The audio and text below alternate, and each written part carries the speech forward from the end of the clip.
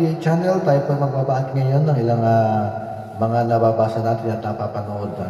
Ito po ay may kaugnayan sa ipinahayag ni Undersecretary Ernesto C. Torres Jr. ng NTF-ELCAC.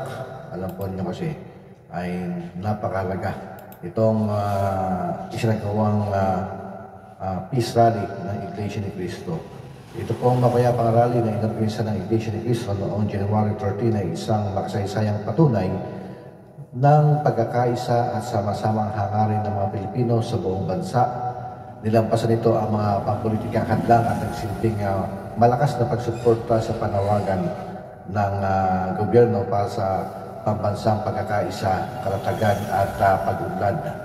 Ang walang kapantay na pagtitipong ito na dinaluhan ng higit sa 1 milyong Pilipino sa buong bansa ay nagbigay diin sa pangitain para sa isang mas nagkakaisang Pilipinas, isang bansa kung saan ang pakipagtulungan sa pagitan ng mga komunidad, mga organisasyong pananampalataya at pamahalaan ang nagsisilbing pundasyon ng pangmatagalang pag-unlad. Kaya nga po yung Iglesia ni Cristo Rally ay higit pa sa pagpapahayag ng pananampalataya.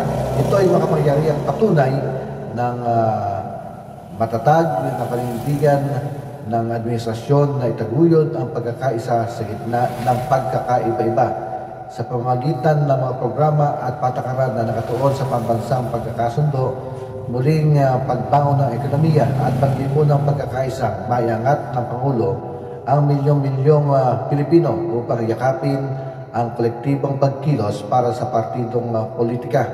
Ang tagumpay ng kaganapang ito ay naglalarawan din ng malalim na tiwala ng mga Pilipino sa kakayahan ng gobyerno na tugunan ang mga hamon ng ating panahon.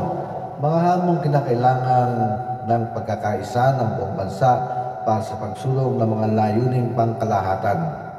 Sa kasamang palad, mga kaibigan, may mga grupo tulad ng Makabayan Black na piniling mag-asik ng pagkakawatak-watak kaysa suportahan ang makabuluhang layunin ng pagkakaisa. Ang kanilang mga walang basihang pahayag na ang Iglesia ni Cristo Rally ay pampolitikang taktika ay kawalang pakundangan sa milyong-milyong Pilipinong lumahok dala ng hangaring kapayapaan at pagkakaisa. Ang krisismong ito mula sa Makabayan Black ay nagpapakita ng kanilang pagtutol sa lumalawak na pagkakaisa ng mga Pilipino. Isang pagkakaisang sumasalungat sa kanilang makitid na retorika at lumiliit na impluwensya. Sa halip na mag-alok ng makabuluhang solusyon sa mga hamon ng bansa, sila'y umaasa sa mga walang basihang paratang at pagkasabotay, mga taktika na higit pang naglalayo sa kanila sa taong bayan. Kaya nga po, ang Iglesia ni Cristo Rally ay isang paalala na ang pagkakaisa ay hindi lamang isang slogan. Ito ay isang kolektibong responsibilidad. Muling nananawagan tayo sa lahat ng Pilipino na higitan ang interes ng lahat at ituon ang pansin sa pagtatayo ng isang mas maliwanag na hinaharap para sa ating bansa. Kaya nga po ang rally ay patunay ng kapangyarihan ng pananampalataya at sama-samang pagkilos sa pagsusulong ng pangitain na ito sa ating pagtahak sa landas ng progreso.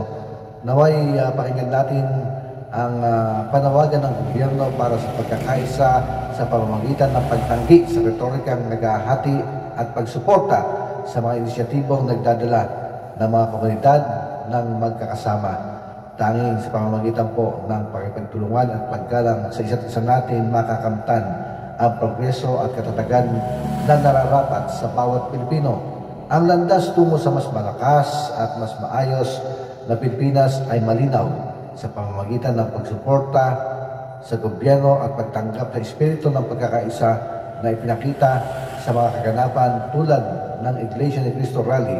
Maaari natin buuin ang isang bansa kung saan ang bawat Pilipino ay may pagkakataong umunlad. At yan po yung ating binabahagi ngayon, mga kaibigan, dito sa JDA channel. Ito po ang inyong nakasama, Jason De Asis.